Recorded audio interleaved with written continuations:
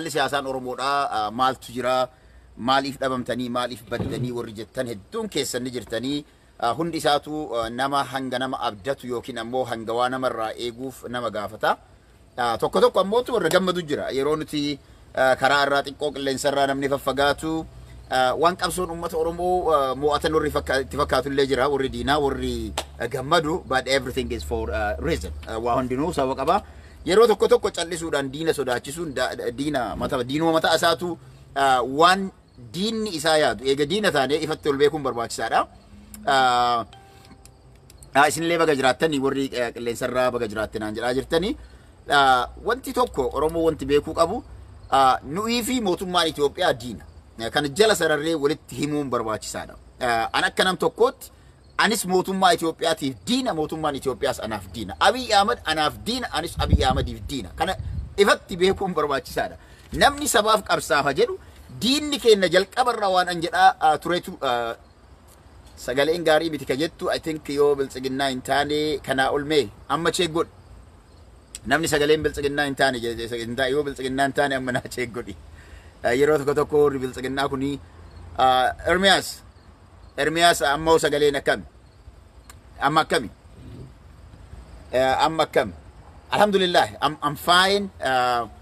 Waa hedduutu walitti na harkaa dhufee xiqqoo iskeejula hanga sirreeffadhutti baga jiraattanii biizii ta'utu ture maaliif yoo jettan manni barumsaa koo urga baname torbaan sadii torbaan lamaan dura osoma mana barumsaa deemu osoma barsiisu ganama sa'a booda irratti hirmaachaatiin ture.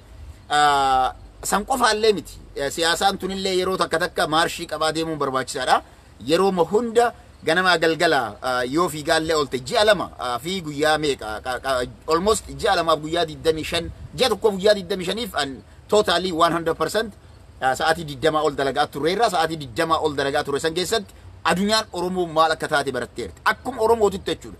Oromoon bara kana seenaa isaa maalummaan Oromoo baratee bu'aa hanga har'aa qabsoo Oromoo keessatti bu'aalee yeroo saffisaan yookiin ammoo ji'a lama yeroo hin guunne keessatti Oromoon bu'aan inni buuse akka waggoota ji'a lamaan kan inni ji'a lama keessatti bu'aa buufne kana yoomillee buufne hin beekne dhugaa walii himuudhaaf yoo taate maali dhoo jettanii ji'a lama keessatti Ameerikaan Itoophiyaa irraa waan fedheef waa ta'u Itoophiyaa irraa gargaarsa dhaabuun World Banking gargaarsa Itoophiyaa irraa dhaabuun in the history of qabsoo biyya sanaa godhamu irratti osoma diinni alagaan faallaa keenya dalaguyyuu $2 billion yookiin ammoo 130 million almost 2.13 billion mootummaan Itoophiyaa dhabuu jechuun bu'aan qabsoon ummata Oromoo irraa buuse hiriira bahuun buuse iyyuun faayidaan inni buuse hojiin advokeesii hojjetame hojii olaanaadhaa fi adunyaan sadarkaa hundarratti Oromoo akka dhageeffatte sirriitti hubachuun barbaachisaadha. Kanaaf yoo adunyaan si dhageeffatte erga adunyaan rakkoo kan kee agartee booda adunyaan guyyaa san keessatti tarkaanfii fudhattu kana sirriitti hubachuun barbaachisaadha. Adunyaan akkanumaan tarkaanfii fudhattee nama tokko aangoo sanarraa illee remove namarraa hin gootu. There are steps. Steppii qaba. Oromoon amma wanti inni beekuu qabu ajandaan aan dhufee fi qabsoo dubartootaa fi galata dubartootaa hirmaannaa dubartoonni Oromoo bara kana godhan isaaniif waan sana dhiira irraa barsiisuudhaaf namni dhiiraa akka achirraa baratuuf gochuudhaaf garuu osoo waan sanitti dhadhe booda waan jedhuu qabutu jira. Oromoo sirriitti waa badhaa. Qabsoon Oromoodha bara kana osoo Oromoo walakkaan isii garaadhaaf bitamtee manatti galtee iyyuu teessu. Osoo Oromoonni hanga ta'e tokko gadi bahanii ummata afoo dhaabachuu jarri dadhabanu garaadhaaf jecha dadhabanu qabsoon ummata Oromoodha sadarkaa olaanaa geetti. Qabsaa'onni Oromoo kanneen dur abaa'oo keessatti himaman kanneen dur qabsoo ummata Oromoo keessatti himaman hundi isaanii garaadhaaf Abiy Ahmed jaratti yeroo galanitti warroonni gadhatti naman warroonni haqatti amanan ammoo qabsoo sabaa fuudhanii qabsoo sabaa gaggeessanii bu'aan kana hin jedhamne argameera. Oromoon akka malee mo'atee jira amma namatti mul'attu. Wanti kun mo'achuu Oromoodha bu'aa argisiisuu qabsoo ummata Oromoo kana yoo teetti agarta. Yoo teettee keessaa dhaabattee mee Oromoon bu'aa maal argamsiisee Oromoon ji'a har'aa eessa ture ji'a lamaan har'aa eessa ture har'a eessa jira kan jedhu namoonni tokko tokko maal jedhan Jawaar Mohaammed hidhaa waan jira hayyoonni keenya hidhamanii jiranii Oromoonni du'aa jiranii bu'aan qabsoo kanaa hin jiru warri jedhellee madaalu jira dogongora olaanaa. dogongora olaana. Walabummaanis taatee bilisummaan wareegama malee hin dhuftu kana jala sarara beeka. Yoo yeroon geesseen osoo hin duune yeroon geesseen lubbuu isaa osoo hin kennine ilmaan yeroon geesseetiif bilisummaan hin dhuftu. Generationiin kaleessa ture du'aa as gahe generationiin har'a jirullee du'eeti generationiin uf duraatiif bilisummaa fida malee akkanumatti lafaa ka'amee bilisummaan bilaash argamtu hin jirtu. Bilisummaan bilaash argamtu hin jirtu kana jala sarara hubadhaa. Namoonni tokko akkuma waa takka hubadhaa akkuma wareegamni ilmaan Oromoodhaa dabalaa deemu akkuma gidiraan Oromoo irratti dabalaa deemu akkuma rakkinni Oromoo irratti dabalaa deemu akkuma ilmaan Oromoodhaa dhiibamaa deemaniin bilisummaan Oromoo dhufaa deemu. Oromoon bilisummatti dhiyaataa deemaa jechuudha. Akkuma Oromoo irratti dhiibbaan gaggeeffamuu jira. Yoo Oromoo irratti dhiibbaan gaggeeffamuu baate yoo Oromoon rakkachuu baate yoo Oromoon wallee yoo osoo argachuu baate yoo kan hin tuqamne taate qe'ee isaa irratti nagaumaan bahee kan galuuyyuu yoo ta'e biyya isaa yoo bulchuu kan hin dandeenye taate Oromoon ni rafa.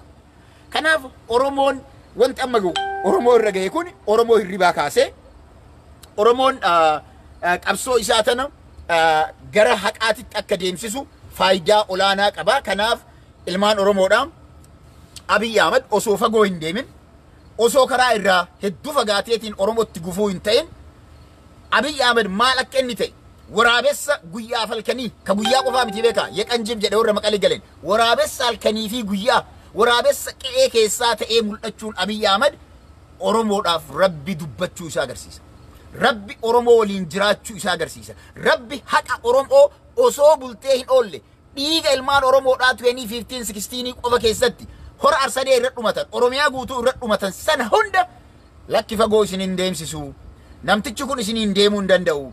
Oromoodhaaf namni kun faayidaa hin qabu. Karaa dheeraa ittiin isin deemsisuu hin danda'u. Kanaaf Oromoo gadi bahaa falmadhaa kan jedhu red light nu barsiisee jechuudha. Kanaaf Oromoonni dogongorri nu bira illee jiraatu. Dogongorri hayyoota keenya yookiin hooggansoota keenya bira illee yoo jiraatu Oromoon ammoo hooggansa isaa amanee waa hundaa kenne hooggansa isaa amanuu isaa ufgataa allee Rabbi hin gatu akkuma jedhan san Rabbi Oromoo hin ganne. Kana sirriitti hubadhaa Oromoo hamileen kutatinaa.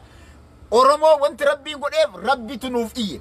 Rabbitu nuuf lallabe. Amma yeroo tokko namoonni tokko maal jedhan? Awoo Rabbitti iyyine, Rabbiin kadhanne, Rabbi maaf nu dhageenan. Rabbiin akka Oromoo dhagahe saba biraa hin dhageenye Oromoon. Kana jala sarara hubadhaa. Du'a qofa laalina. Du'a qofaa miti. Nama waggaa dhibbaaf gabrummaa jalatti nu hidhuudhaaf ka'e jalaa Rabbi nu deebisuudhaaf amalli Abiy Ahmed dafee mul'ate. Kuni waan jabaa. Kuni waan guddaa. Namni amma maalii du'a namaa qofa laala? No. Bilisummaan du'a malee hin jirtu.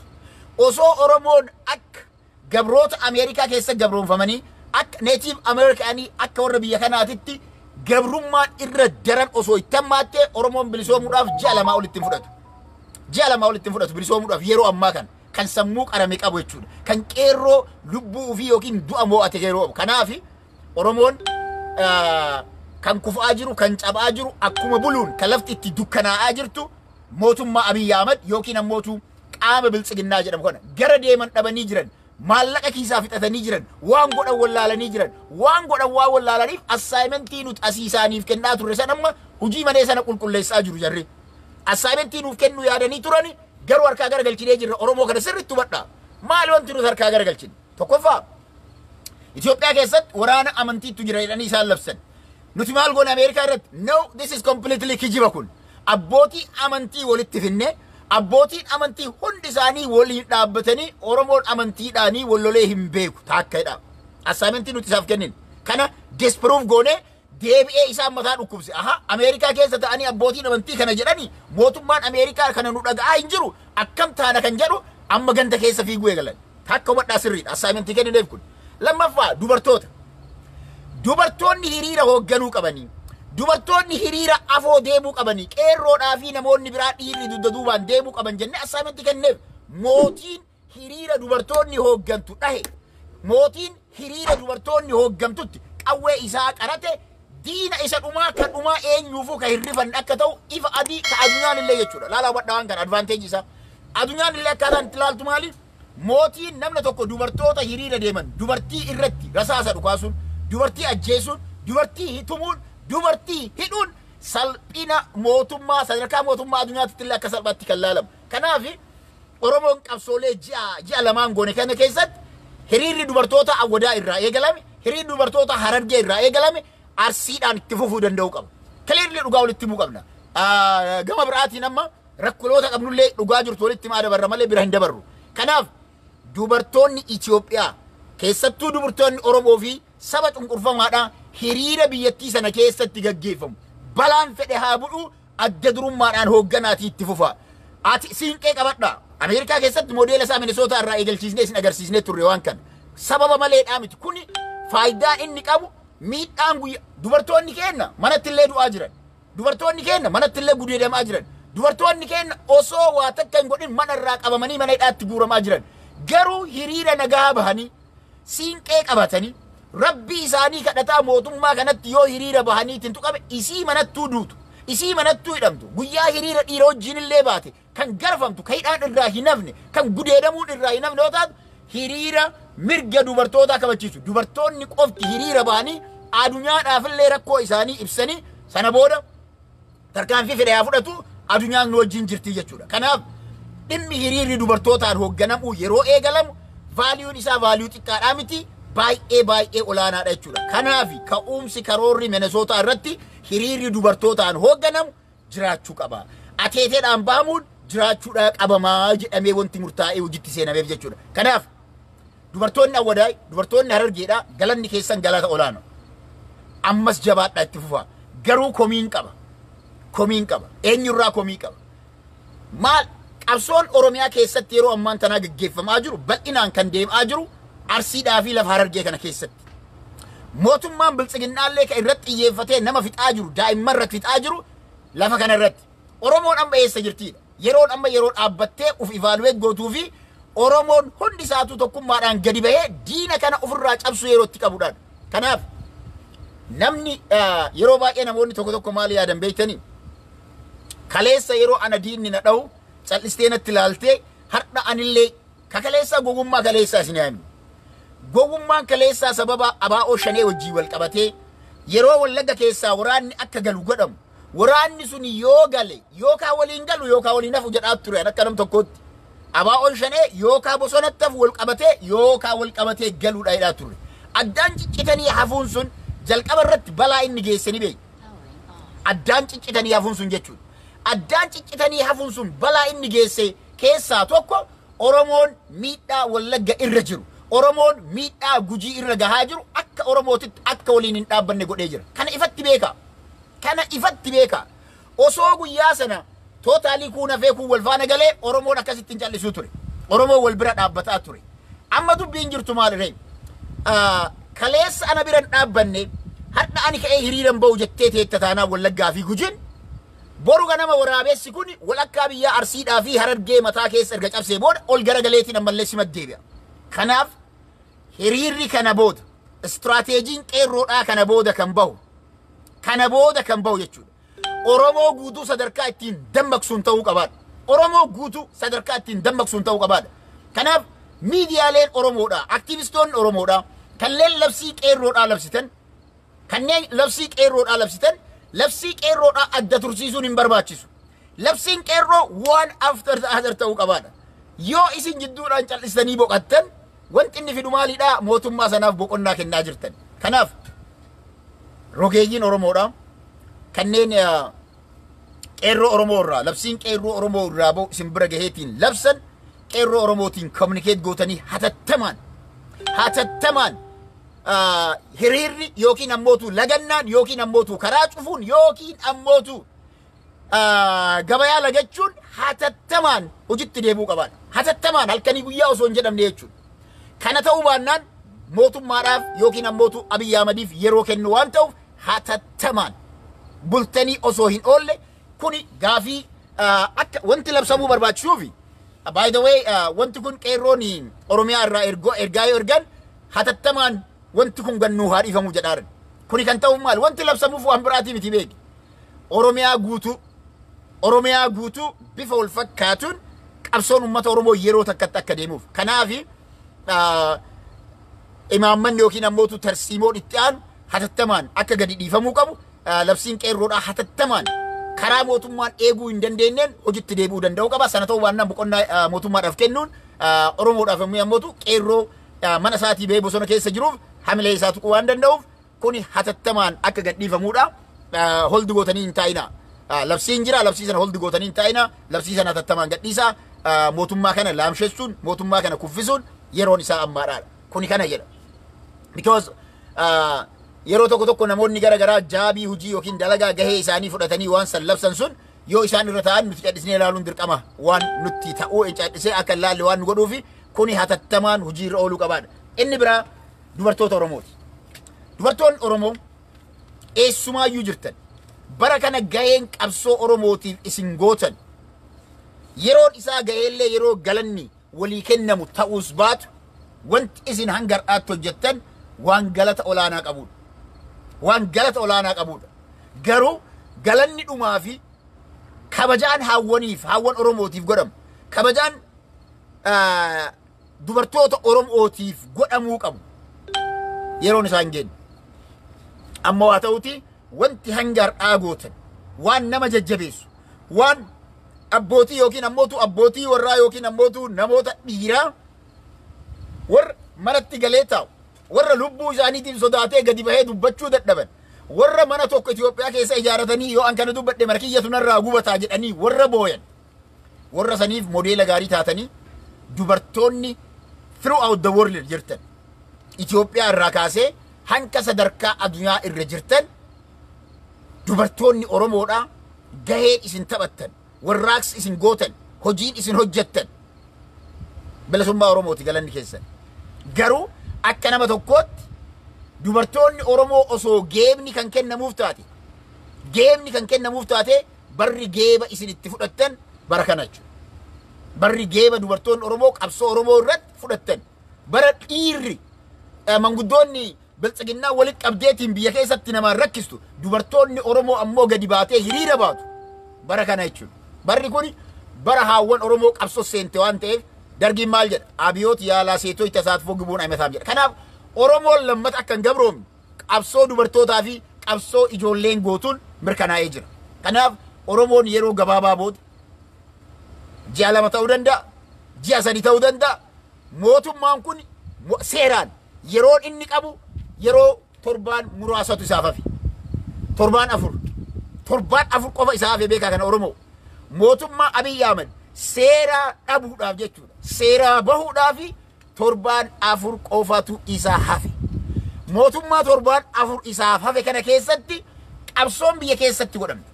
Finiinsanii deemuun ammas labsii qeerroo hatattamaan bahee hojii irra ooluun mootummaan kun dafee akka hirkaa akka kennu taasisaa jira. Kanaaf mootummaan kun maskaramii 30 booda mootummaa seer dhabeessa.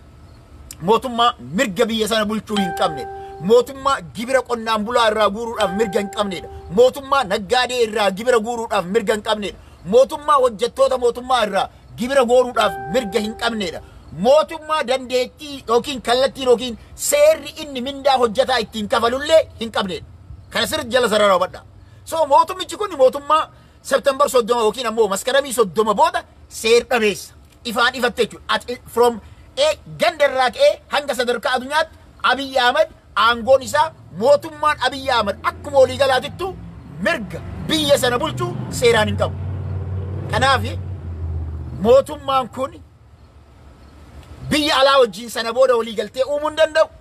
Biyyoonni alaa ammallee mootummaa kana wajjin walii galtee uumuu hin danda'an. Hatattamaan hojii isaa aangoo ummataaf as rakkabuu qaba jechuudha. Kanaaf yeroo ji'a takkitti hafteetan torbaan arfan haftee kana keessatti istirateejiin qabsoo ummata Oromoodhaa mootummaa kana kuffisuudhaaf mootummaa kana daaraa nyaachisuudhaaf baay'ee murteessaadha. Baay'ee murteessaadha.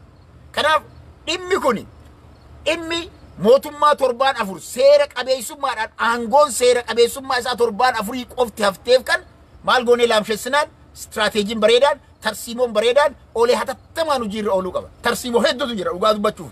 Mootummaa kana gaafii tokko malee torbaan 4 keessatti daaraa gochuun Abiy Ahmed biyyaa baqatee akka bahu gochuun gaafii tokko malee shakkii tokko malee akka danda'amu nan beeka. Ni danda'ama. Kan danda'amu garuu ammoo yeroon geessee biyya alaatii ni miti. Anaa biyya alaa irraa dubbadhu kanaa miti. Qabsoo Oromoon waliigalee bahaa hanga dhiyaatti kaabaa hanga kibbaatti godhu afaan tokkoon gadi bahanii mormu afaan tokkoon akka jarriin sochooni godhuun yoo danda'ama ta'e this is simply uf kennu qerroo biyyaa san gaafatayu kana goonaan ammootu abadan Abiy Ahmed kana booda Oromoo bakka bu'u Oromoodhaaf faayidaa hin qabu Oromoon hin filanne Oromoo miti ka isa filate nafxanyoota ka inni hojjetaa fi jiru nafxanyoota mootummaa nafxanyootaa fi hojjetu Oromoo wanti taa'ee eeggatu hin jiru hanga inni Xaaliyaaniin Oromoo uummanni Itoophiyaa yoom ofirraa kaase Xaaliyaaniin jalqaba karaa nagaatiin ofi fudhatanii booda guyyaa isaan kooraa dudda Oromoo irratti fe'uu eegaltu kooraa dudda saalmoota irratti fe'uu jarri eegaltu uummanni ofirraa dha'e waggaa 5 keessatti jechuudha Xaaliyaanii Abiy Ahmed miti Abiy Ahmed kana kolkollee ganda keessatti kophee generaalota Tigree qulqulleessaa tasfanyaa ta'ee guddatee fi achi jala guddateedhaan aangoo 4 kiiloo unbelievable dream in taaneen 4 kiiloo seenu tasaaktollataan allaqe bakka the dream is over Abiy Ahmed ሰባተኛ ንጉስ መሆን ነው ሆኗል አለቀ ከዚህ በኋላ ኢትዮጵያን የመግዛት መብት የለው አቅምም የለው አበቃ የአቢይ አህመድ ጉዳይ ድሪሙ 4 ኪሎ መግባት ነው 4 ኪሎ ገብቷል 4 ኪሎ የገባ በሙሉ በሰላማዊ መንገድ አይወጣም ወይ ህይወቱ ጠፍቶ ነው የሚወጣ ወይ ደግሞ አገሪቷን በታትኖ ነው የሚወጣው ስለዚህ አቢይ አህመድ በአስቸኳይ ስልጣኑን አስረክብ ለህዝብ ይህን ካላደረክ ግን የመጨረሻ ነገር ይመጣል ለህይወትም ማንንም ዞር ብሎ አንተን የሚተው የለም we will never let you to leave Ethiopia ይሄን በግልጽ ወቅ ግልጽ ኤኙ ለቤኩ ደንደው ቀባ ከና የሮተ ኮተኮ ሚዲያ ላይ ገረገራረት ይወዱበት ነው ሚርገዱበቹ ደብደ ፌስቡክ ይየረት ገሩ I do have a right Abiy Ahmed ከነ ጃለ ሰራራቲማ Abiy Ahmed አበደን አቲ ኢትዮጵያ እራባቴ mirgi ati biyya kamu lubbuun itti jiraattu hin qabaattu kana jala sarari beek I cannot say this on OMN I cannot say this on other media that is why I don't like medias media le gara mal kanaaf najibbisiisa freedom of speech kan kenjiru Abiy Ahmed yakkamada Abiy Ahmed dhiiga ilmaan Oromootiin yookiin ammoo Oromoo kumaatamaan dhiiga isaaniitiin harka kanaaf as an Oromo duunee bannamale Abiy Ahmed Itoophiyaa irraa bahee Abiy Ahmed Itoophiyaa irratti aangoo san irraa bu'ee yoomillee taanaan nagahan jiraachuu hin danda'u abadan kana jala sarari beeka kana jala sararee beeku abadan nagahan hin jiraattu Abiy Ahmed abadan ati lubbuun kan kee jiraachuu hin danda'u clearly kana sittin qeerroo Oromoo ajjeesaa hayyoota Oromoo ajjeesaa Haacaaluuf agalaafattee you will never ever live hanga guyyaa ati aangoo san irraa baate everything will be over for you kana jala sarari beeka akkuma ilmaan Haacaaluu abbaa malee guddatti ilmaan tantee guddatanii jira wanta irraa harkatoo hituu hin jiru they are already grown college dhaasii bahanii jiran you don't have anything wantummaan siyaaf hin jiru kanaaf Oromoon kan Oromoon 4 kiiloo jirtan Oromoon Oromiyaa keessa jirtan namni kuni diina keessan biltsiginnaa warra jedhaman miseensota biltsiginnaa qe'ee kan keessa deemanii sirakkisan take action that's the only way by which you can be free yourself namni of walaba godhuu barbaade Oromoo walaba of godhuu barbaada taanaan wanti ati godhuu qabdu take action a serious action madeesi ati yeroo dhiigni kan kee dhangala'u dhiiga isaa dhangalaasi this is the clarity kanaaf mootummaan abbaa irree karaa nagaatiin sirraan bu'u mootummaan abbaa irree dhiiga kan kee sixuut abadan damma si nyaachisu abadan waan gaarii siif hin hawwu kanaaf Oromoo never sleep waan sirraa eegamu kamuu dhiigni kan kee tokko yoo dhangala'u dhiiga jaraas lama dhangalaasi kana jala sarariin bari namoonni Oromoo yeroo tokko wanti sodaannu maal beektanii qeesonni jaraa baloo gimbaruun filatoo gimbaruun jedhan generaalonni jaraa baloo gimbaruun baloo ente maal Oromooni mirga dubbachuu maaltu dhoorge what is the reason miidiyaaleen Oromoo dur OMN freedom qaba baro OMN dur freedom qaba you can say anything you want amma garuu you hin dandeettu OMN edition isaatu ifuu hin danda'amu which is totally shame jechuudha qabsoon editionii sodaata qabsoon miidiyaan kun hin cufamaa jedhanii sodaata qabsaahan galma nun geessu kanaaf warroonni miidiyaa qabdan yoo qabsooftan onnee irraa qabsaa waan fedhe namni haa jedhu gadhiisa waan fedhe yeegoo kasasamte maal turfa miidiyaa cufamaa humna qabdu wanta taatu hin jiru kabira yoo guddatte hidhamta that's all amma wanti nu rakkiseef kana kuno namni yoo guddatte ni hidhama hidhaan kama Jawaar Mohammed hidhamuumi Ameerikaa keessa yoo hidhamte bara hidhaa Jawaar Mohammed hidhamu ol wanta sitti dhufu hin jiru wanti sitti dhufu hin jiru clearly kana beek yoo hidhamte ammoo saba keetiif hidhamte yoo miidiyaan kun cufame miidiyaa biraa banachuu dandeenya bakka miidiyaa biraa banachuu dandeettutti miidiyaa kana wajjin dhiphataa ooluun Oromoo irratti qabsoo Oromootitti gufuu ta'u kana jala sararraa beeka. Abbaan fedhe maaf hin taane waan fedhaa jiru kana jala sararree himuu danda'u qabna. Kanaaf warri miidiyaa irra teettan warroonni miidiyaa irra teettanii yeroo dubbattan idiit wal godhaatiin ooltan bilisummaan akkasitti dhuftu hin jiru of sirreessa. Yoo san dadhabdan miidiyaa cufaatii gadi ba'aatii lafarra waa hojjedha. Kana hundaa ol garuu miidiyaa keessan daran ammoonti barbaadamu OMN irraa amma maal eega Oromoon? OMN irraa anaalisisiin eegu Oromoon. Kana sirriitti hubadhaa. OMN sagalee uummata Oromooti. Garuu anaalisisii miti kasirraa Oromoon barbaadaa jiru. Oromoon OMN irraa ka eegaa jiru labsiidha. Jala sarara hubadhaa. Jala sarara hubadhaa. Oromoon OMN irraa maal eegaa jira? Kana har'a wanti dubbadheef dirqama waan ta'eef hin dirqamee dubbataadha. Oromoon OMN irraa wanti inni barbaadu labsii qeerrooti. Kana jala sarara hubadhaa. Oromoon keelloo miidiyaa irraa wanti eegaa jiru it is not analysis. Hiikaa ooluu miti. Labsii qeerrooti. Oromoon kuush miidiyaa irraa maal barbaada? Labsii qeerrooti. Oromoon BBS irraa maal barbaada? Labsiidha.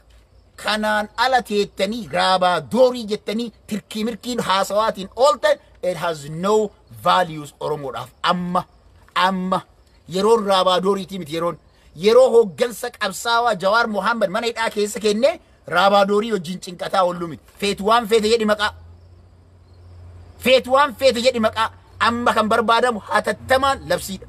Labsi hatattamaan labsii sanarratti yoo dandeettan yoo dhugamatti dandeettan Oromoota bakka hunda uniformi godhaati hatattamaan akka gara qabsootti deebi'an godha. Haa cufan karaa Oromiyaa guutuu. Kanaan ala please don't confuse the community. Hawaasa communism godhina gaafiin qeerroo biyyarraa dhufu labsii gannuu dhiisaadhaadha. Labsaati Oromoon hundi dhagahee nu wajjin gadaa baanuu jedhamaa jira malee analysis irra oola gaafiin jedhu hin jirtu. Abbaan feete yoo aarti abbaan feete yoo mufatti miidiyaa san irra bahi san irra bu'i an tokko irra illee baane tokko irraa buune gaafii uummata Oromooti. Warri qabsoon isiniin galle mootu bilchaginnaadha gala. Warri dhugaa hubadhaa laala hubadhaa. Warri labsiin Oromoodhaa akkaataa jedhamuu qabutti jedhamuu hin qabnu jettan taanaan laasnaa qabsoo karaa nagaatiin illee miti qabsoon karaa qawweetiin illee miti qabsoo karaa nagahaa keessatti balaan hin jiru jechuudha miti. Qabsoon karaa nagaa qabeenya daaraa godhuun jira. Dhuganti isinii galuu qabu. Barbadeessuun jira. Kana kilirlii hubadhaa. Qabeenya mootummaa daaraa godhuun jira. Qabsoo karaa nagaa keessatti. Nagaa wanti jedhamu yeroo qaba. Isteeppii qaba. Kanaaf Oromoon lubbuu isaa wareegaa manni hin gubatu yoo mana gubachuu mana an dubbadhe akkas ta'a kan jedhamu totally it doesn't make any sense. Kanaaf warroonni miidiyaa harkaa qabdan warroonni miidiyaa hooggantan miidiyaa keessan irra waan hojjetaatiin jirtan sirreessa. Sana ta'uu baannaan guyyaa waan haqa fakkeenyis ni haimu. Let me tell you. Namoonni tokko ammas keessaa waan akka isinii hima. I have to be honest because yeroo baay'ee obsee jira ukkaamsee irra taa'eera har'a waa jechuun barbaada. Maal argine beektanii? Jawaar Mohaammed fa'a dhugaa walii himnaami. Maggaarajaa duuba ta'anii ragaa itti baati bilchaginnaan. Bilchaginnaan jechuun ragaa maggaarajaa keessatti dhokatanii ragaa nama baani. Kana kawaa akkatu jira. Gaazexeessonni Oromoo tokko ammallee maggaarajaa duuba teettaniitiin riippoortii godhaartan. Jaalattanii jibbitanii illee kun dhugaa lafa jiru. Gaazexeessonni joornaalistis nuti warri jennu namoonni kun joornaalistii Oromootii warri jennuuni ifatti gadi bahanii gabaasuu dhiisanii rakkoo sabaa irraa dubbachuu dhiisanii amma maal ta'u maggaarajaa duubatti maggaarajaa hubadhaame. Who is talking to you? This is yeroon geesse Oromiyaa keessaa wanti akkasii oolee jira. Maggaarajaa duuba ta'anii gabaasaa ooluun what does it mean? Kanaaf warroonni uf beeka. Namoonni maggaarajaa duuba galtanii gaazexeessitoota taataniitiin gabaasna jettanii oolaa jirtan kun please yoo biddeenni keessan dalagaan isin ulfaatte dalagaa biraa barbaadadha. Yoo dadhabdan yoo gabaasuun haqa Oromoo dubbachuu yoo isin ulfaate yoo isin ulfaate hubadhaa waan kan haqa Oromoo dubbachuun fuula keessaniin as baatanii dubbachuu yoo isin ulle please dalagaa biraa barbaadadha. You don't deserve to be a journalist. Kana jala sararee olii himna. You don't deserve. Journalist jechuun dirree waraanaa keessallee waan bullet proof jaakeettii kaayyataniit dirree waraanaa keessatti illee gabaasu. Amma dirree waraanaa ka hin jirre Ameerikaa keessa ta'anii miidiyaa dudda duubatti golgatanii maggaarajaa dudda duubaan akkuma rageeyyii yookiin ragaalee sobaa Itoophiyaa keessatti Jawaar Mohaammed fa'aa irratti godhamu gaazexeessonni keenya tokko maggaarajaa dudda duuba keessa teettaniitiin warri gabaasa sabaa sagaleen keessa miidiyaa irratti akka hin dhagahamne ji'a 2-3 oliif uf awwaaltaniitiin teettan please gadhiisaa dalagaa. Namni biraa qaxaramee haa dalagu. Namni biraa qaxaramee haa dalagu. Warri fuula keessan ol dhositan jechuudha. Think about it. Na ubadha warra fuula isaa dhuffate at you call him journalist nama tokko sirnaan interview godhanii hin beekan ji'a kana guutuu namoonni akka kana miidiyaa dudda duubaan ta'anii ammoo gaazexeessitoota Oromooti jedheet Oromoon maallaqa mindaa kafalaaf. How do Oromos pay for this paper? Miidiyaan maallaqa ummataa guuree gaazexeessitoota akkanaatiif mindaa kafaluun it is shame. Shame. Uflaala. Abbaa fedhe ta'a. Ani hojiin koo barsiisummaa kiyya fuula dhuffadhee distance teaching hin jira amma distanceedhaan ka barsiisu because of COVID-19. Garuu qabsoo keessatti gaazexeessaan distanceedhaan jira garuu fuula dhuffata gaazexeessaa fuula dhuffatu agartanii beektu? Have you ever seen the journalist that hide himself? Abbaan uf beekuu qaba kan. Abbaan uf but please I will tell you this dalagaan kun siif hin ta'u gadhiisaa warri akkasii. Warri yeroo Oromoon bilisoomu isin malee namni hin jirre yeroo dachiin qabsoo yeroo Jawaar Mohaammed ala jiran yoo ka gabaastanii har'a gabaasuu wanti isin dhorgu maali? Kakaleessa fuula keessa mul'iftanii bakka hunda dalaytan har'a immoo fuula keessa wanti isin dhositaniif maali? Yoo biltsiginnaa taatan jedhaa kutaa mangaruun carqa argillaachu. Yoo san ta'uu baattan ammoo qabsoo sabaatti gufuu ta'aa jirtanii dalagaalee akkasii dalagaa isiniif maluu miti dalagaa sanniin gadhiisaa deema. Gadhiisaa deema abbaa feete ta'i maqaallee dha'uun hin oolu. Oromoon yeroo rakkattu qofaa miti mindaan isaa kafahamee kiisa ummataa irraa maallaqni guuramee mindaan isinii kakafalamu. You have to work hard. Ijoollee voluntarily Seattle irraa dalagan Aminaaf Tasfaayee amma ijoolleen sun voluntarily yeroo dheeraa dalagaa turan booda kana yoo mindaan isaanii kafalame hin beeku still. Guyyama takka dhokatanii hin beekan. Garuu warri jalqabarraa mindaan isinii kafalamu. Har'a wanti isin dhokachiisu maali? Har'a wanti awwaalamtaniif maali? Calqisnee ji'a lamaaf akka isinii obsine. Enough is enough. So gadi ba'aa hojjedhaa yookaan ammoo gadhiisaa hojii. Namni biraa itti qaaqaxaramu, namni biraa Oromoodhaaf haa dalagu. Kuni OMN ni ilaallata. Kallattiidhaan jechuudha. Kuni dhosaa miti. Haqa OMN joornaalistoota sirrii tan saba isaanii fuula isaanii mul'isaniitiin qaxaran hojjetan qaxaradha. Kanaa dhala mootu Oromoo ittiin taphatinaa. Osoo Jawaar Mohaammed fa'aa jiraatte hundi siituu fuula isii agarsiistee hojjette. Jawaar Mohaammed I'm sure guyyaa inni bahe bakka seentan hin beekon. Guyyaa inni bahe gabaasuuf deemtanii gadi baatanii miidiyaa irra fuula akkasiin argan barbaaddanii.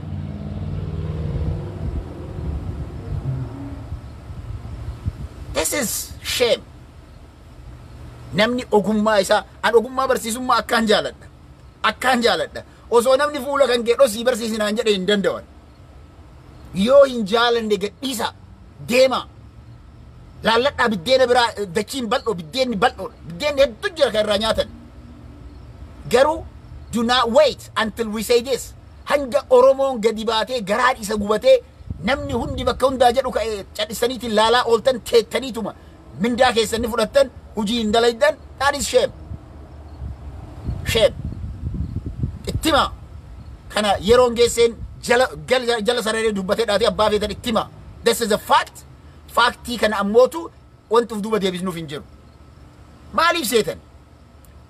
Oromoon waa hedduu dalagee sababa hojii dadhabina isaaniitiin waa hedduu dhokate. Waa hedduu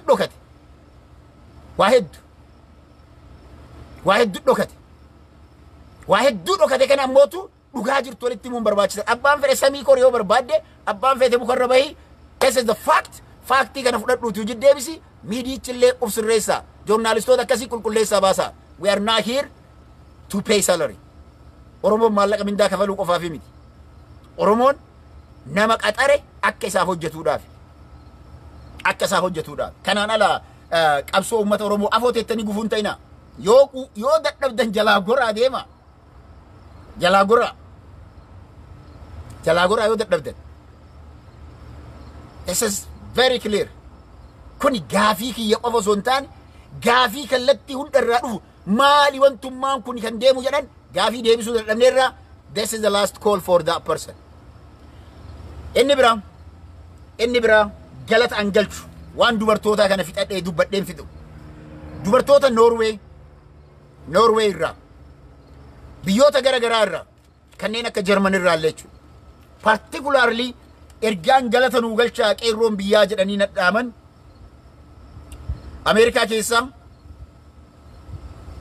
Ameerikaa keessaa isteeta garagaraa irraa dubartoonni qeerroo diinagdeedhaan bira dhaabbattan kallattii garagaraatiin yeroo rakkanni sun jiru ijoollee sanaaf dirmataatiin jirtan qeerroon biyyaa probably isin nan beektan anis isin hin beeku ammoo galata dubartoota sanarraa starting from maqaa hin dha'u biyya Norway irraa eegalee Minnesota keessa bahee hanga LA'dhaan gadi bahutti jechuudha. Hanga Las Vegas illee gadi bahutti jechuudha. Starting from Australiaallee afooshaalee garagaraa waan ajaa'ibaa jechuudha.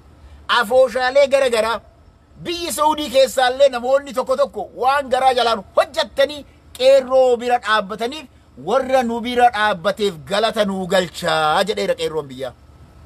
Kanaaf personaalii namoota kana akka nama tokkootti jechuudha. Akka dhuunfaatti itti bilbileellee galanni keessan bilisummaa ta'uu nan jedhaan. Garuu ammoo Oromoonni biraa warri sodaattan warri diinagdeellee walitti qabdaniitiin bira teettan wanti isin gootan hin jiru qeerroo biyyaa diinagdeedhaan bira dhaabbadha. Wanti isin gootani dippiloomaasiin gahaan dalagameera dhugaa walitti haa himnu. Dippiloomaasiin bara kana dalagame biyya alaa kana dalagame gahaadhaa ol dalagameera. Gahaadhaa ol. Wanti hafe maali yoo jettan qeerroo biyyaa kanneen manaa bahanii bosona keessa jiran dhossaan qabu kun. Kanneen mootummaa kana afoo dhaabbatanii halkan kaleessa dheengadda agartan keelaala halkan keessa hiriirri bahamaa ture. Guyyaa hiriira bahuu yoo dadhabame halkan hiriira bahuun qeerroo kana bira dhaabbachuun qeerroo kanaaf waan qoonqoo fi bishaaniin bitatan bira dhaabbachuun dirqama Oromoota hundaati. Adda durummaadhaan galanni dubartoota Oromootiif dhufaa jiru galata olaanaa waan bira hin dabarre. Kanaaf dhiirri Oromoodha. An ergaan isinii qabu. Dhiirri Oromoodha. Dubartoota Oromootiin hoogganama. Dubartoota Oromootiin deema. Dubartoota Oromoo.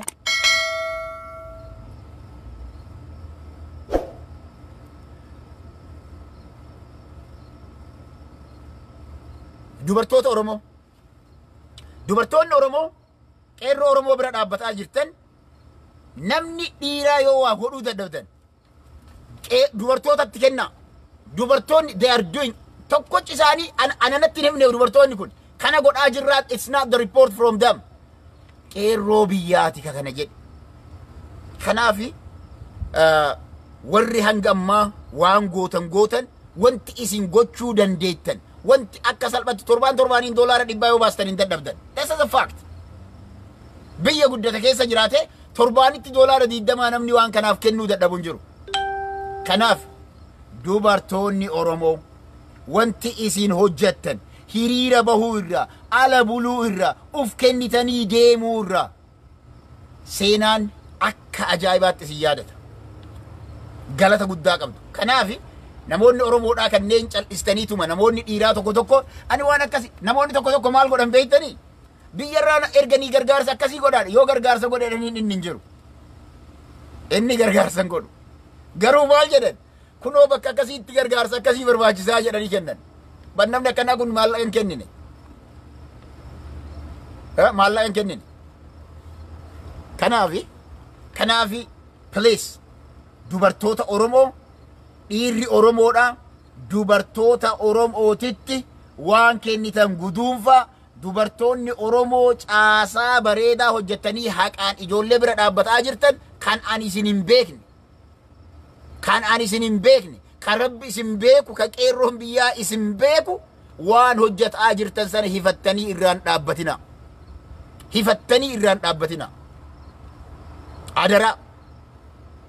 adara hifattanii irraan dhaabbatina isin hifattanii dhaabbattan taanaanin warri dhiiraa walakkaan isii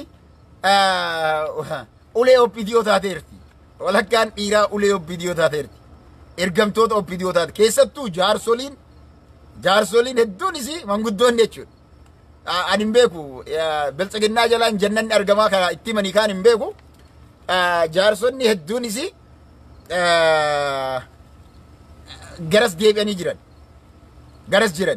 si namni ganamarraa bade galgalilleen tolu beektanii namni ganamarraa bade galgalilleen tolu so warri ganamarraa bade warri ergamtoota dargii turan walitti himnaa dhageeffadha warroonni ergamtoota dargii turan mallasiin jalatti yeroo mallaseen ammoo maqaa caasaa abaa'oo sabootaniitiin biyyaa yaa'an har'a ammoo biltsiginnaa jala galan kaleessa dargiin istirateejiin isaa አንድ ኢትዮጵያ አንድ ባንዲራ አንድ ቋንቋን ture dargiinis afaan oromoo qubee saabaatiin xiqqoo barsiiseera masala timirtii sana bira ol hin dabarsine har'a manguddoonni sun biyyi alaa teettanii ameerikaa irraa fuud istaampii qocataa ameerikaa irraa maallaqa manguddummaa dekeera irraa guurataa ameerikaa keessaa xuurataa osoo hin hojjetin xuurataa baatanii maallaqa nyaataa har'a ammootuu mootummaa gabroonfataadhaaf ergamtuu taatanii ganama galgala walgahii qaamaa fi zuumiidhaan jara waliin gaggeessitan maqaan keessan ala jira kanaaf deebi'a isiniin jenna deebi'a kanatti deebi'a warroonni tokko ammoo jiran mana galanii taaziyaa kan taa'u jira warri taaziyaa taa'aa jirtan Abiyyi Ahmad ni kufettanii taaziyaa taa'artan Abiyyi Ahmad guyyaa adiidhaan kufeellee lubbuun hin jiraatu kana jala sararraa beeka abadan dhiiga biyya kamtu nama harkisaa dhiigaan laaqabe har'a Nobel Peace Prize kennaniifi the next month ji'a itti aanu irratti Oromoota lafarraa fixe Abiyyi Ahmad malee hin jiru nama akka kanaa kanaaf biyyi koolugaltummaa kennuu dandeettu yoo Eertiraadhaaf Chaayinaa taate malee hin jirtu Eertiraadhaaf Chaayinaa galuu danda'a Eertiraan warra isaati kanaan ala hanga Oromoon jirtu karaa Oromoon baatutti namni kun Ameerikaa dhufe eessa boqata Oromoon tokkichinu agarraaniin fuula irratti tufa yoo dadhabe waan biraa godhuu dadhabnaan fuula irratti tufuun ni danda'ama maal fida kanaaf yaa Oromoo qophaaya waan gootan dubartoota dhageeffadhaam haqni jiru kana qabsoon harka dubartoota Oromoo jira gahee olaanaa hiriira bahuu irraa eegalee maallaqa gumaachuu eegalee osoo isinuu hin gaafatin biyyatti gargaaruu irraa eegalee gaheen isaan taphataa jiran gahee olaanaa waan ta'eef sirriitti hojjedhaa inni biraa rakkoo Oromiyaa keessa jiru miidiyaa irratti yeroo baay'ee wanti himamu hidhamtoonni biyya keessatti hidhaman lakkoofsi warri miidiyaa dubbatuu fi haqni Oromiyaa keessa jiru walitti hin dhufu fakkeenyaaf akka isin hima Harargee ba'aa Fadiisiin ijoollee 76tu mana hidhaa keessatti dararamaara koortii dhaquun hin jiru mana hidhaa keessatti inni bira miidhagaa tolaa keessa nama 96tu jira maqaa jaraa waliin jira wanti kun listiin jira inni bira aanaa jaarsoo magaalaa Aallee qofarraa nama 48 nagaa buusna jedhanii osoo isin araarsina jedhanii abbaan qabeenyaa Balaayinee namichi jedhamuu fi manguddoonni biyyaa yaamanii fuudhanii ijoollee diina kennanii ijoollee hangarraa hidhaa jirti magaalaa takka qofarraa nama 96 mootummaan Itoophiyaa 9,000 maal aman namoonni tokko illee miidiyaa irra ta'anii hidhamtoota 9,000 siin jiru adunyaan illee san qawwisiisu gara biraatiin hirna yoo fudhan hirna qofa 2,000 oltu hidhaa jira hirna qofa 2,000 oltu jira hubadhaa wanti kun amma maalii naannoo tokko jechuudha naannoo tokko akka Itoophiyaatti yoo ilaalan fakkeenyaaf naannoo Arsii lixaa keessa dhaqan aanaan tokko bara nama 5,000 ol mana hidhaa tokko keessa kan jiru jira mana barumsaa keessa kennamu kuma shanii ol. Garuu yeroo gabaasni himamu gabaasa kana faaktii jiru warri guureetiin dhiyeessu exact data argachuu dadhabuudhaan lakkoofsi hidhamtoota siyaasaa nuti jimmaan magaalaa qofa keessa naannoo magaalaa keessa data san baasuu danda'a. Am gonna post data sanniin deebiseetiin takka takkaan nama gara 90 homaatu jira. Ganda tokko irratti namni 100 yoo hidhame Oromiyaa guutuu irra nama 100 meeqatu hidhama yoo xiqqaate 60 70 hidhaa jira. Yoo xiqqaate nama 60 70 hidhaa kan jiru. Kakaambilee waraanaa keessatti hidhan silaa lakkoofsaan qabu. Kaachii fuudhanii ajjeesan lakkoofsan qabu. Ka fuudhanii ajjeesanii waraabessaaf darbaa jiran lakkoofsan qabu. Kan lagatti darbaa jiran lakkoofsan qabu. Kan boolla bishaanii keessatti eela ummanni qotate keessatti darbaa jiran lakkoofsan qabu. Kan jimaa jalatti hundee jimaa jalatti darbaa jiran lakkoofsan qabu. Daa'imman manatti seenanii haramaa keessa mucaa daa'ima agartan. Daa'ima mana seenanii ajjeesan rasaasaan. Maal yoo se'an? Kanaaf Oromoo warroonni miidiyaa irra jirtan gabaasni isin gabaasa compile ta'ee fi listii hidhamtoota sirriitti qabu gabaasa please kana booda nama 9,000 hidhamee nama 10,000 hidhamee gabaasni Oromiyaa irraa dhufu gabaasa kijibaati.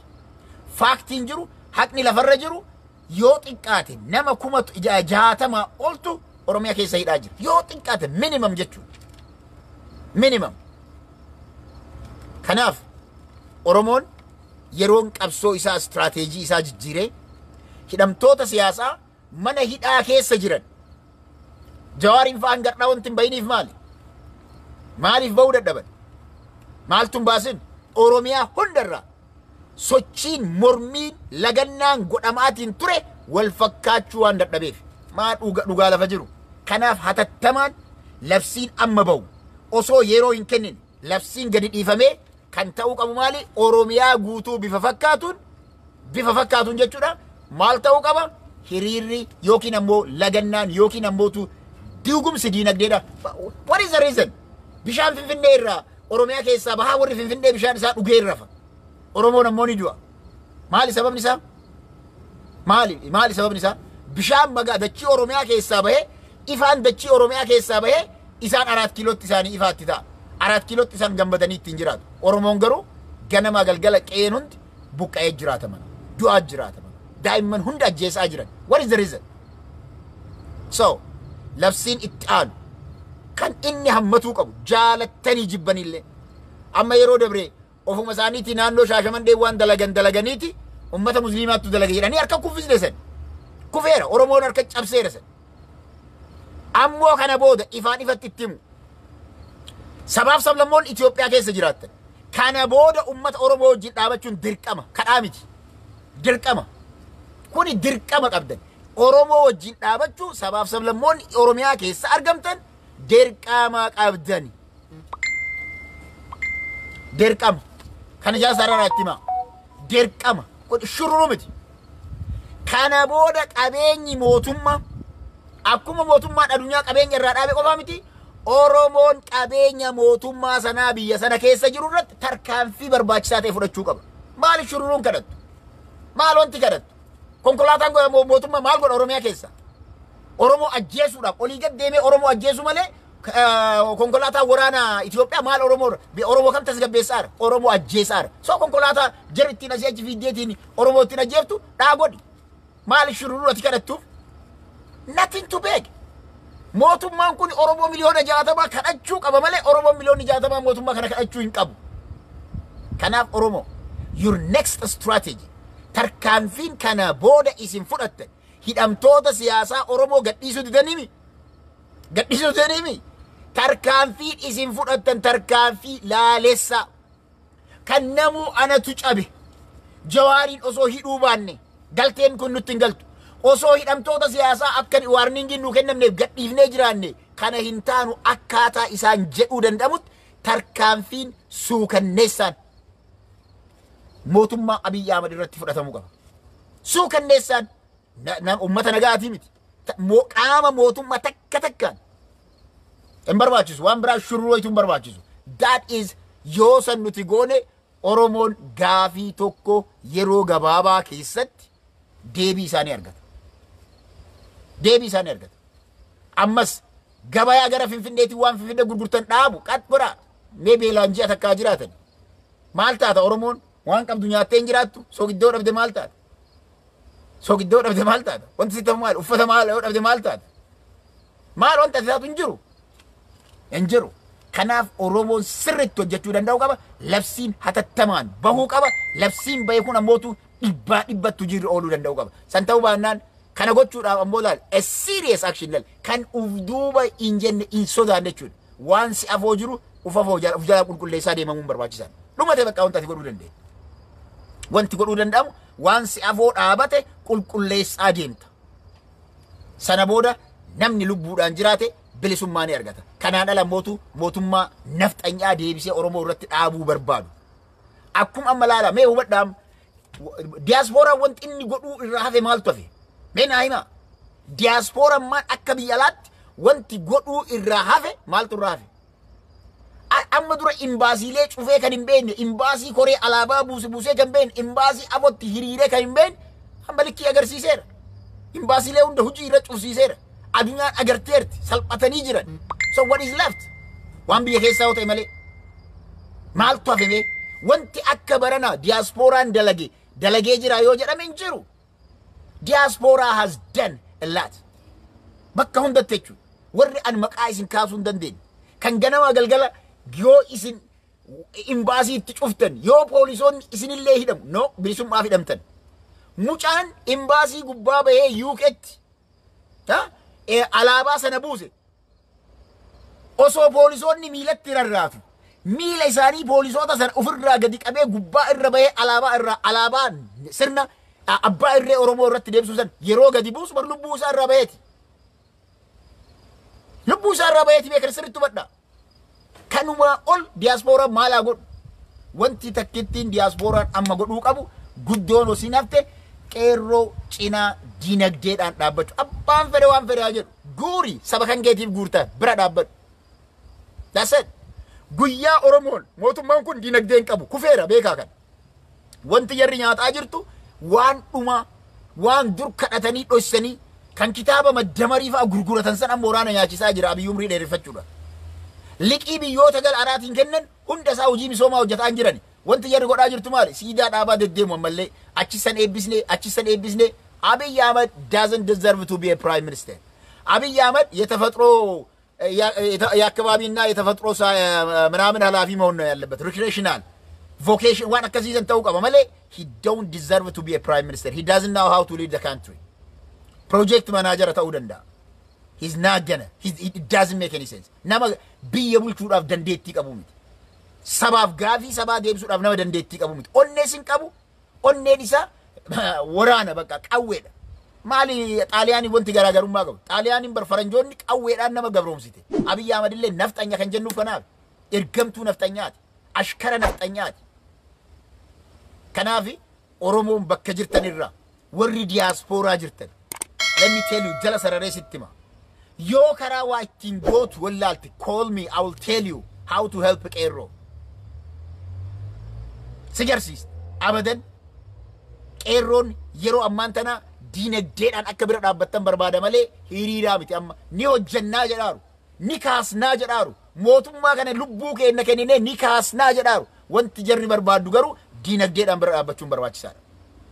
Naali maallaqni ree bar maallaqaa hojjettee argatta. Mindaa ji'a tokko hadha yoo kenne ji'a dhufu I'm sure hojjedhee arga. Yu gammummureellee kennuu danda'a. Wal akka one fourth Itoophiyaa keessa bar mootummaan Abiy Abbaayif jedhee mootummaan biyya sana mindaa guutuu hojjettoota irraa muraa ture. Yeroo zamana nuti biyya turre oolmaa jedhanii mindaa ji'a namarraa muraa turan.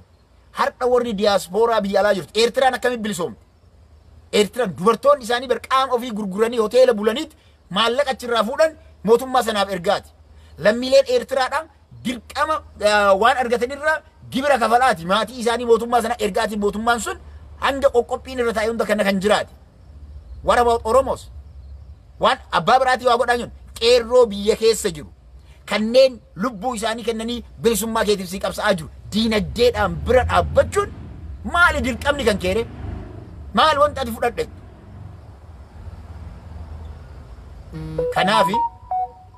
Kanaafi waan kana gochuu irratti warri waan kana ni hojjanna jettan birookiraasiin barbaachisu. Birookiraasiin barbaachisu. Amanamummaa qofa barbaafata. Amanamummaa wal amantee waan guurtu jirtanii bar namoonni gara garaa kan maqaa isin dha'uun barbaanne warroonni osoo koree hin barbaanne maal hin barbaanne waan barbaadan guurtanii dubartoonni amma galanni galaafii jiru kun galata dubartoota Oromoo kan jedhamu kun eenyuun koree dhaaban? Koree dhaabaniiti miti. Wal amananii wal irraa fuudhanii waan san galmaan gahanii jiru. So maalilee dhiigi kana gochuu wanti dadhabdaniif? Kanaaf yeroo ammaan tanaa kan barbaadamu kan du'e du'eera. Seenaan hin wareegame hin duune sun ni wareegame. Seenaadhaaf barreessanii san yaadachiisu. Kanarraa kan hafe ijoollee bosona jiran kana osoo jarri beelaan dhumatanii dadhabdee harka hin kennanne wanti Oromoon diyaaspooraan godhuu qabdan diinagdeedhaan bira dhaabbachuu. San ta'uu baannaan ijoolleen kun guyyaa laaffatti harka kennatti. San barbaadna ani hin barbaadu akka nama tokkootti Oromoon kana barbaadu jiran natti hin fakkaanne. Yoo ashkarran biltsiginnaa taate malee yoo ergamtoota biltsiginnaa taate malee Abiy will go no question. Abiy will go. Gaafiin hin jiru. Namni mootummaan zalaalam hin jiru. Sabni garuu zalaalam jiraata. Kanaaf Oromoon garuu dirqama keessan ofirraa baya dirqama keessan bahuun ammootu waan nama tokko irra laalamu miti. Hunda keenya irra jira. Akka wal beektanii, akka wal dhiyaattanii, akka wal amantanii, akka wal amantanii waan dandeettan walitti qaba. Walitti qaba. Kan godhuu qabnu qeerroo bira dhaabbachuu qabna. That's all what we need. That's all what we need. Warroonni maqaa fokoo maqaa gaarii qabdanii fi garuu waan hojjenne hin barbaannu eenyuun hin barbaanne. Ani naaf hin galle eenyuun akka hin barbaanne. Qeerroon barbaaddu moo maali? Naaf hin galle hin barbaannu wanti jedhu abdii baruu maqaa bareedaa qabdaa garuu hin barbaannu jettee wanta ati hin barbaanne hin beeynu. Yoo gabrummaa jala akka kufuu barbaaddu suni bilisummaa yoo hin barbaanne hin barbaaddu. Kasaba kan kee biraan dhaabbannee guyyaa biyyattiin bilisoomte namni suufa diratee look warri suufa diratee jalqaba 4 kiilootti buu warra hadha qeerroo biraan dhaabbanne suufa diratee kana dhugaan jirtu.